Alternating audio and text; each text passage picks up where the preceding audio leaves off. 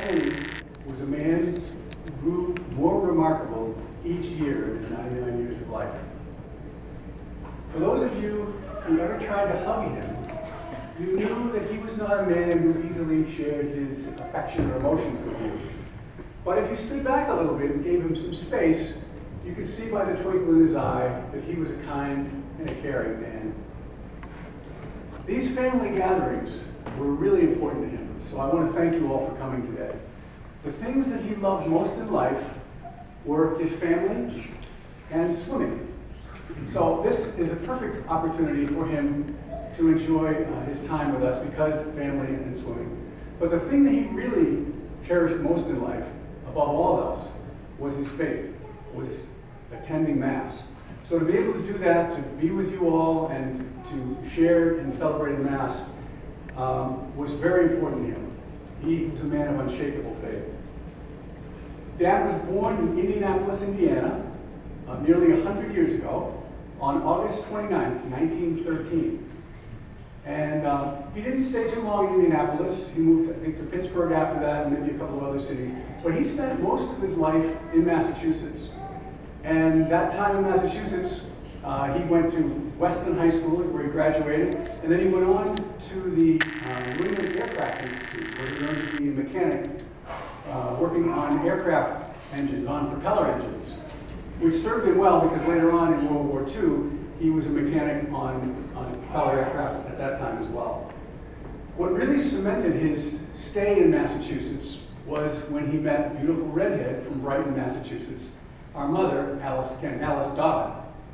And the two of them decided to marry, but it was really right in the middle of World War II. So they waited and waited, and finally they couldn't wait any longer. And in 1944, before the war even ended, they married and went off to DeRidder, Louisiana together for the rest of the war. After that time, they settled down in Westwood, Massachusetts. So many of you have visited our little Cape Cod house on Webster Street in Westwood. And it was very interesting. When they bought that house, only the first floor was finished. The upstairs was not finished, nor was the basement. So Dad spent years, although Paula and I were putting a lot of pressure on him to finish the upstairs, so we had bedrooms, proper bedrooms. And for a guy who never had lessons in carpentry or electricity or plumbing, he was able to build out that whole second floor, frame it, he plumbed it, he put in the electricity and ceilings and floors and everything to build 2 bedrooms and a bathroom, Paula and I. And later on, he finished the basement as well. So he was really a very handy person, considering that was not any formal training I know of that he had. He spent most of his working life in Massachusetts in sales. So he sold heating supplies, and at that time, GIs were returning from the war, and they had the GI Bill, so they could afford to buy houses. And in the Boston area, there were lots of little developments springing up that required furnaces. And he went and worked with the developers and sold them the heating equipment for those homes. Along the way, he decided he'd start his own business. So on the side, he started selling things that were accessories to heating systems, like air cleaners and humidifiers. And so he established this little business. Weeknights, he'd go out and he'd meet with homeowners, and he would sell them an air cleaner or a humidifier.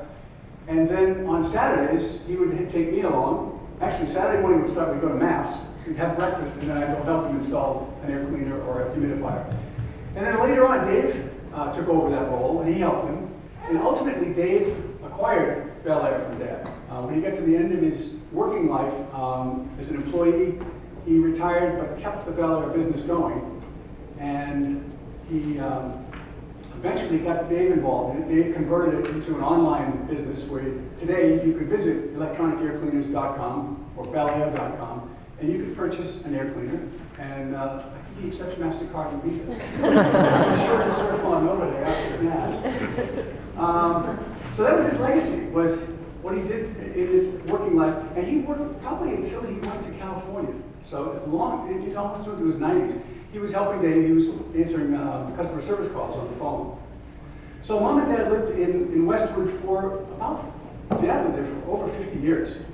They were very active in St. Denis Parish. My mom was helped out with the collections, so on Monday mornings she'd go to the church office and help count the collections.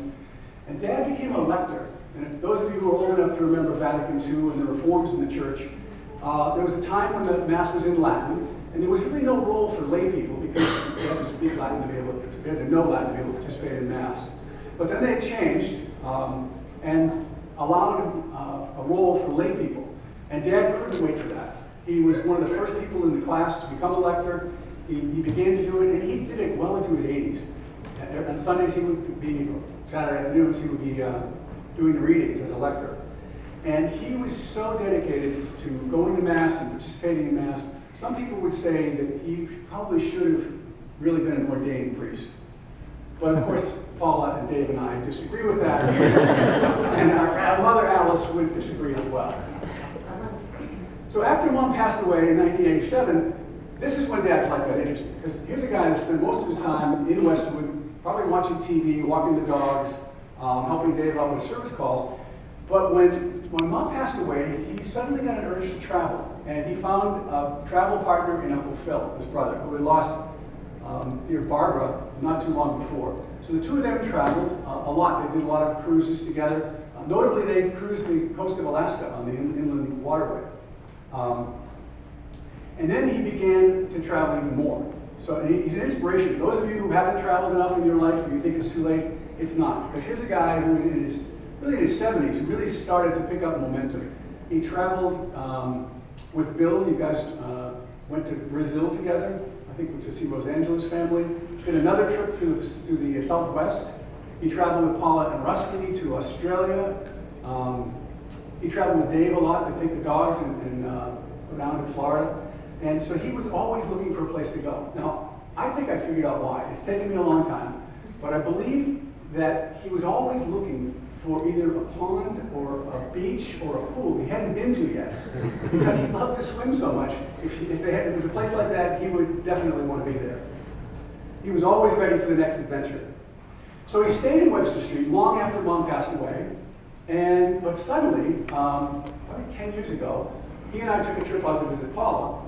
And when we came back from that trip, he said, I think I want to move to California.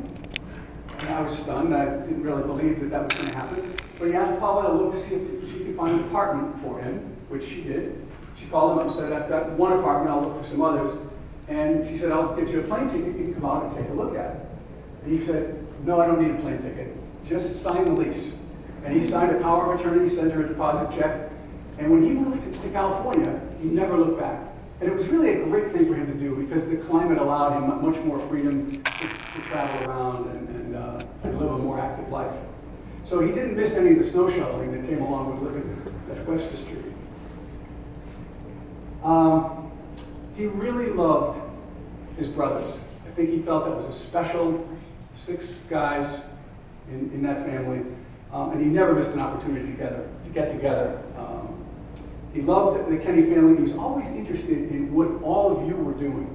He spent a lot of time on My Family and on Facebook. Paula knows if he couldn't download a video, she would have to come over and provide tech support because he wanted to know what you were doing. If there was a comment or a link, he'd look at it. He didn't respond much, so you probably didn't see any comments. But he was always there. In fact, another situation was, at one point, he wanted to do Skype, and he didn't have a camera on his computer, so Paul had to go buy and get another computer that had a camera in it. So he was really interested in the family, and he was very fortunate to have good health. Towards the end of his life, he realized that he couldn't get around. His legs were too weak, so he got himself a scooter, and he had a walker, and he had a cane. And that mobility aid allowed him to keep doing what he loved to do, which was to get to the pool and to get to Mass. So he really extended the quality of his own life by taking it into his own hands and doing what he needed to do to be independent. But last August, just about a year ago, he had a slip and fall and then a series of complications, and he slipped away very peacefully, and I think in his own way. At almost 100 years old, almost 99 years old, he was able to gracefully to leave us and to join his beloved redhead in heaven. So to sum it up, Dad, I think the best way to remember him is he was a kind man.